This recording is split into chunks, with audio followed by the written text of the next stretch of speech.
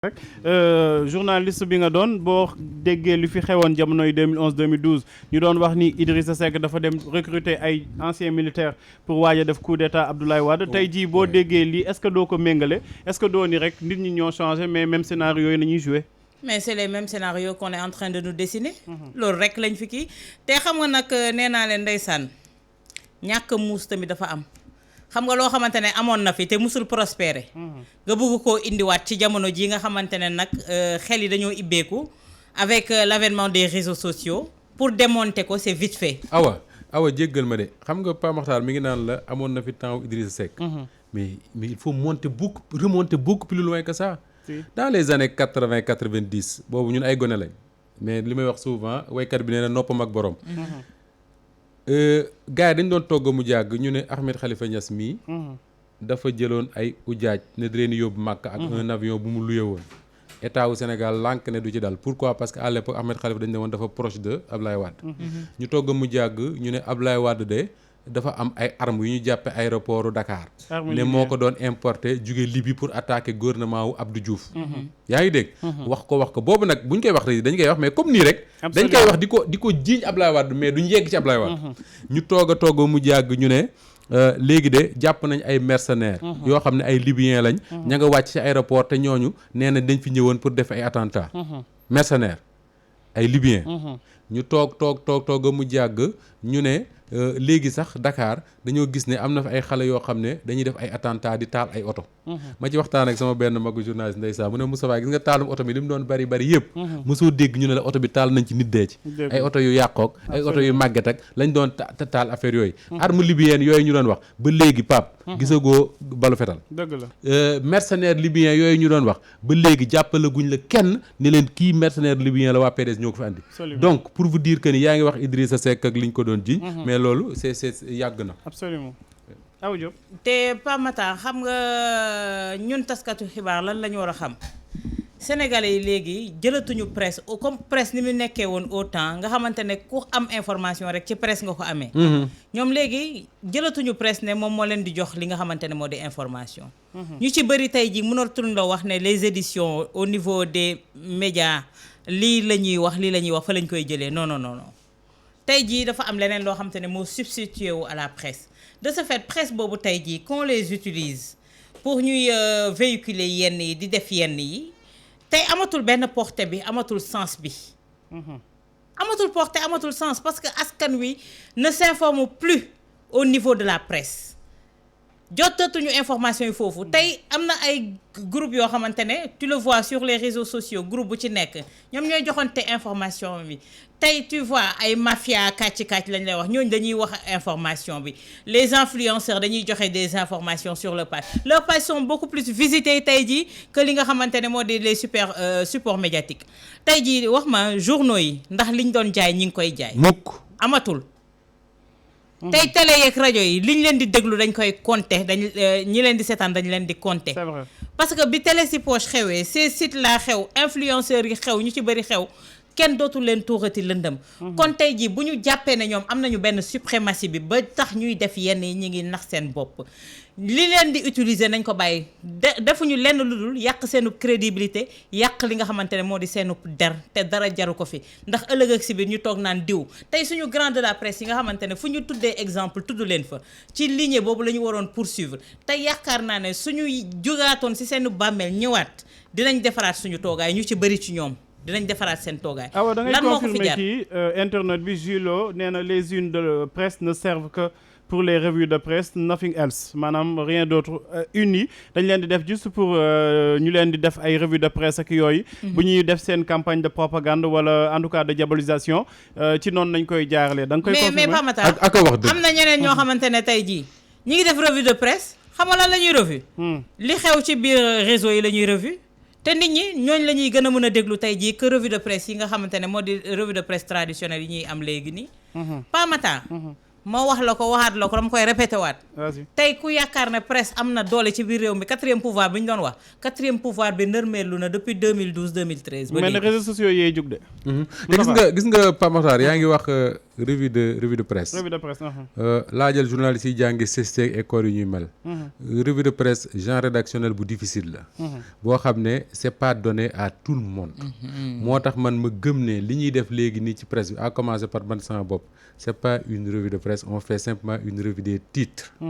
c'est-à-dire que tey da ngay jël journaux yi rangale ko ku ci nekk nga lire titre am dem une revue de presse c'est plus compliqué que ça. lu ñuy jàng la di ko mën di ko def am na nag ñu ko doon def moi je dis très souvent que ni quand je me souviens des revues de presse bi Pape Ngagne Ndiaye doon def fii ci Walfadjri. les Ablaye Cissé oui j'étais pas à Walf à l'époque mais su ma ko daan seetaan damay naan mais là c'est une revue de presse. te Pape Ngagne jàngi ko ci l'école. absolument Ablaye Cissé bu daan def sa revue de presse sur Sud FM c'est la même chose ba ci Pape Alé Niang. mais léegi ce qui se passe c'est que cet effort là de faire une véritable revue de presse boo xam ne da ngay gis ce qui fait c'est-à-dire que c'est je veux pas refaire le cours mais c'est 3 ou 4 grands titres de la presse yoo xam ne da ngay dem ci biir journaux yi di ko fouiller génne ko def la revue. mais léegi on prend une quinzaine de journaux ku ci nekk nga lire titre am dem c'est pas une revue de presse je suis désolé. beneen bi mooy man li may wax nii dama mas a interviewé benn homme politique boobu ministre la ci nguurug Ablaye Wade. bi ma ko interviewé ba pare ma ñëw fii ci Walfadjri di ko transcrire boobu maa ngi grand place pour mu mën a génn le lendemain quoi. moo ci boppam mu woo ma ne ma wax ma ba xam dina génn suba wala déet ma ne ko pourquoi mu ne ma non parce que il faut ma woo diw ak diw. ñoom ñoo war a def revue de presse. revueur de presse. waaw revueur de presse ça veut dire que cette revue de presse là elle est commandée. c'est-à-dire que y a Awa Diop Ndiaye ak Pape Mokhtar qui font leur commande. ne woo Moustapha Diop ne ko suba yaay def revue bi ci Walfadjri man kat dinañ ma génne ci journal sangam ñu bàyyi ci xel mas na dal benn waaye buñ may nettali très souvent mooy dafa dañ ko interview mu dem woo waa ji ne ko na ko def ci revue bi malheureusement papier ba génnul waa ji dem revue ko te papier bi génn journal bi Pape Mokhtar ma nettali beneen anecdote bala may dem dafa am benn pour wax la rek ne journalisme métier la boo xam ne boo deful attention lu ne la dal bi ñuy jàng journalisme dafa am suñ benn prof bu ñu doon nettali ne dafa am benn correspondant bëgguma tudd benn rajo di tooñ boobu yàgg na rajo yi amaguñu. bu nekkoon Kaolack waa ji chaque année mooy couvrir tabaski su couvriree tabaski. def compte rendu xutba wu imam bi mais comme imam bi chaque année xutba bi même xutba bi lay doon amul benn différence. moom it benn année rek mu ne man daal dafa tax ma dem tabaski ji quoi parce que imam bi léegi mu dem tabaski ji. ci ngoon gi gars yi woo ko nekkoon na envoyé papier imam bi mu def papier résumé xutba gi yónnee ko. bi mu ko yónnee gars yi teg ko ci rek bi ñu ko tegee rek mbokk imam bi woo leen ne leen mais yéen imam bii ngeen ni teg xutbaam naan lii ak lii la wax kii faatu na daaw tabaski ren gi jiitewu ko. pour vous dire que ni notre métier. Parfois daf lay jouer ay tours yoo xam dafa jar def attention. Imaginez yow ngay def revue de presse sur un papier qui concerne Awa Diop Ndiaye Moustapha moo ko interviewé Moustapha wax Awa Diop ne ko affaire bi dina génn suba. heure bouclage jot. Diène mooy directeur de publication wala mooy rédacteur en chef Diène gis papier bi ne bii baaxul génne ko teg ci biti. wala mu ne day xaar ba suba man yëguma Awa yëgul. yow nga yeewu fajar di ko revue. te gisoo ko. c'est un problème. donc kooku naan titre yu bari pour revue de presse bi wax na dëgg. am na et d'ailleurs man dama nekkoon journal boo xam ne dañ doon def ay off muy Le Populaire yenn saa yi da ngay gis un grand titre. ñu ne Pape Mokhtar Diallo lu garaaw a garaaw nga dugg ci biir fekk fa benn papier wu 500 caractères 500 caractères mooy papier boo xam ne man mën naa ko bind ci 3 minutes yi ma toog quoi. virgule nga ciy gis mais Pape Makhtar pour te dire rek tey. man j'ai un confrère boo xamante ne yéen ñaar li ngeen wax nii dañu am benn presse bu alimentaire. mais tey li ngay wax nii Pape Makhtar Pape Makhtar li ngay wax nii. man dama am sama benn confrère boo xamante ne bi ñuy nekk école moo nekkoon suñu ay aîné moo ñu rawee woon une année. dañu toog plateau penco. ñu wax ba pare mu envoyé ma message. ne ma waroo waxee nii lii ak lii te moom mi ngi bokk ci Alliance pour la République. di militer ne fang. nëbbuwul woo benn concert laaj ko sama numéro kooku jox ko sama numéro mu envoyé ma message. ne ma li nga waroo waxee nii wala ne en tant que journaliste mais dootu ko defati. lu mu tudd. du ma fi wax turam garaawul. mais dootu ko defati. parce que fi ma toog laa ko tontu boo xamante ne xam nga lan la mujjee pardonne-moi ma sœur. boobu ba léegi ba ci tabaski bi daf ma woo di ma ziar di ma baalu àq. c'est pour te dire que ne ñoom dañuy toog fi ñu toog bëgg la yow def des leçons de morale defe ne ñoom ñoo nekk ci dëgg. gis nga dëgg kenn moomu ko yàlla rek ko moom li ma waxoon à l'entame moom laay delluwaat gënuñu fee xam kenn gënuñu fee jàng kenn mais ku nekk am nga sañ-sañ sa idée nga wax ko ci sa aqulaay taala amul lenn lu liberté la liberté la kañ lay am cas de conscience bu fekkee ne Pa Matar mii daa ñëw jox ma ñaar téeméeram ne ma waxal ma lii boobaa damay am cas de conscience pour wax mais du ma am cas de conscience bu fekkee ne sama teeyu bakken laay waxee ma sàmba joxuma ma demba joxuma xaritoowu ma leblentew ma ci fayantew ma ci bor te léegi nag loolu la ñu rafle loolu la ñu tumuranke loolu moo tax tey jii nag lu waay jug yekk la ko lu waay jug nekk teg ko ci sa der am na benn waay joo xamante ne maa ngi koy wax keroog Moustapha fi mu toog la toog envoyé ma message boo xam ne dafa mel ni ñoom numéro Ousmane Sonko la woote dafa mel ni numéro Ousmane Sonko la jël di ci envoyé vocal di ma yekk di ko yekk xeteme pour man ma dégg ko pour jottali ko Ousmane Sonko ma ne ko yàq nga say wax xaw ma ko parce que man xaw ma Ousmane Sonko musuma seq Ousmane comment ça Sonko yow boo ko Pastef na nga def maa ngi tane Pa Matar aw Diop man su ma ci bokkoon dama naan fàng du ma nëbbatu waaw Racine Talla de mi ngi RTS te mi ngi ci je connais pas de demi-mesure su ma fa bokkoon dama naan fàng te tey su ma ak ki ngay bañ a tudd Madiambal Diagne waaw te su ma demoon ba ciy bokk je mets en suspens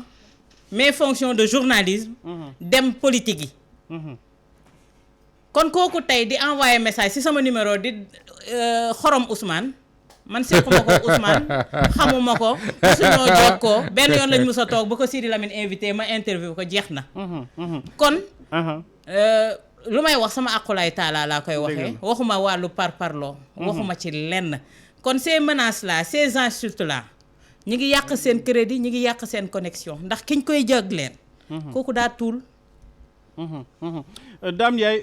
Moustapha Diop mi ngi naan ñu nuyul ko Modou Ba sam 3 la nekk keppaar gi lay déglu dafay régler horloge am 16h ndax keppaar gi pour bu jotee rek mu mun ko jàpp ci rajo bi 99.0 Boubacar Mané Kodou Thiam Alassane Ba Alassane Fall Modou